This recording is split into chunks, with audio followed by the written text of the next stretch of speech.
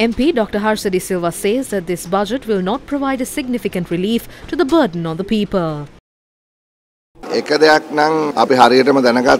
One thing we know for sure is that an election will be held next year because the President has prepared for it and given many benefits. A salary increase of 10,000 as an allowance, but it will be received from April 1st. Then I think there will be elections in April and October. If we look at this deeply, there are two things in this. One is the direction we should go. That is the direction to reform the economy of this country. The economy needs to undergo severe restructuring. We need to break the chains that bind the country. It can be seen that there is an effort to move towards that direction. But the question is, can this be implemented? The reason for that is the increase in VAT when it comes to the Gazette, although the President did not say it today. For example, VAT has been given to extension machinery. Because of the extension given to all these machines, the big, small and medium businessmen cannot do any work. The VAT increased on one side and the social security levy increased on the other side. It is not increased, but the threshold is reduced. For example, if the social security levy gets 120 million, now it will be reduced to 60 million. After that,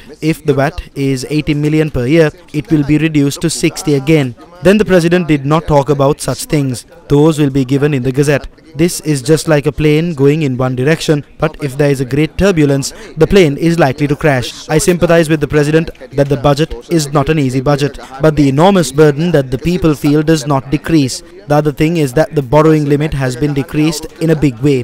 Where will these loans be taken from and what will happen to the interest rates? The President did this from a very difficult position. We don't need to be hypocritical. The problem is on the ground. What is the reality? The people are in a place where they can't live. So even if this is all right, how can this be implemented?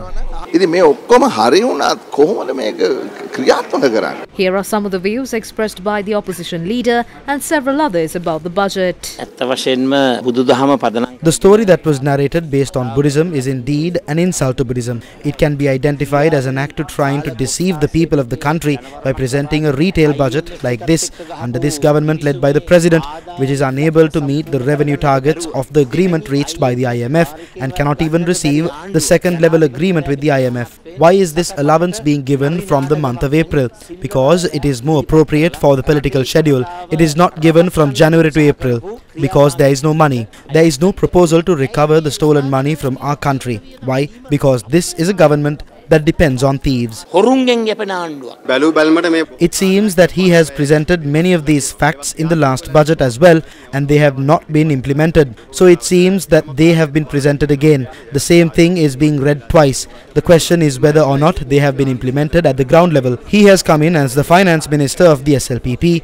So then our policies should be reflected in the budget proposals. No matter how many fairy tales and beautiful stories are told, there is no point if it is not implemented practically on the ground.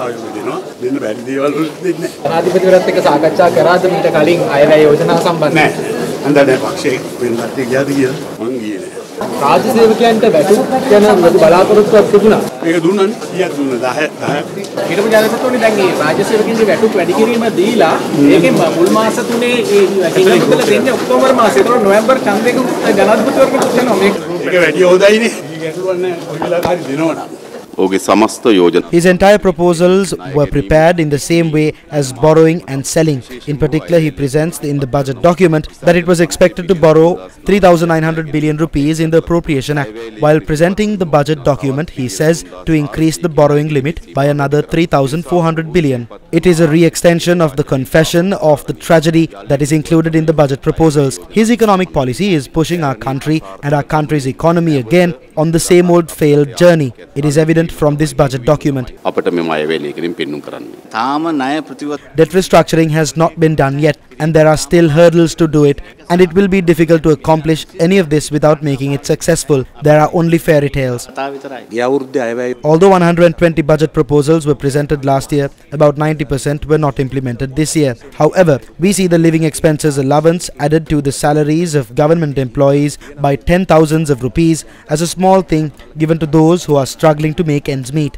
But in general, to recover from the economic crisis, the government should expand the domestic production of the country. No effort is seen for that in the budget. In this way, something is given from one hand, but before it is received, the cost of living increases greatly. Taxes have not been reduced, but from today people have to bear the huge cost due to VAT. I can honestly say that the President has submitted this proposal with the support of all of us, following the highest financial management rules that can be presented. There is no other hope, no trick here. The only thing that has been done here is to adjust this necessary expenditure to match the state revenue pattern.